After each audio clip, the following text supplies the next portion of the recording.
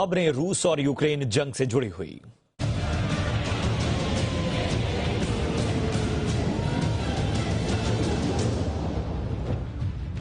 तो रूस और यूक्रेन युद्ध का आज 32वां दिन है और पिछले 31 दिनों से रूस यूक्रेन पर लगातार हमले कर रहा है।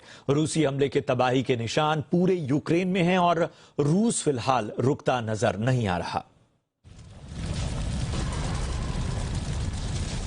यूक्रेन ने पश्चिमी देशों की ओर हाथ क्या बढ़ाया, रूस को बुरा लग गया। रूस ने सोचा क्यों ना यूक्रेन के सामने अपनी बात रखी जाए, और बात रखने का जो तरीका रूस ने अपनाया उसने यूक्रेन की तस्वीर ही बदल दी। दिन का ऐसा कोई पहर नहीं होता जब रूस यूक्रेन के किसी भी शहर पर बम नहीं बरसाता। उसके निशाने पर सिर्फ सैन्य ठिकाने नहीं होते, बल्कि रूस ने रिहायशी इलाकों पर भी बम बरसाने में कोई कमी नहीं की। इस लड़ाई की शुरुआत में तो रूस सिर्फ टैंकों और रॉकेटों से हमला कर रहा था, लेकिन बाद में रूस ने हाइपरसोनिक के साथ साथ कई और बड़े बम गिराना शुरू कर दिया। रूस ने इस युद्ध में स्कंदर मिसाइलों का भी इस्तेमाल शुरू कर दिया है।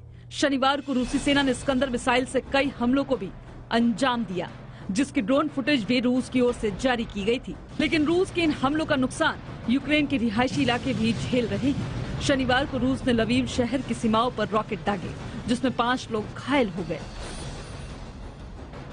लवीव के मेयर के मुताबिक शनिवार को रूस की ओर से 2 रॉकेट दागे गए, जो लवीव के बाहरी इलाकों पर आकर गिरे। लवीव के आसमान पर उठ रहा था ये काला धुआं साफ बता रहा है कि रूस का ये हमला कितना भयानक था।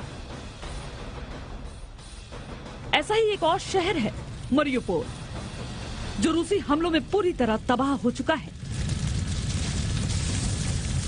मरियुपोल की तो शायद ही ऐसी कोई गली होगी जहां रूस के धमाके नहीं सुनाई दिए हों।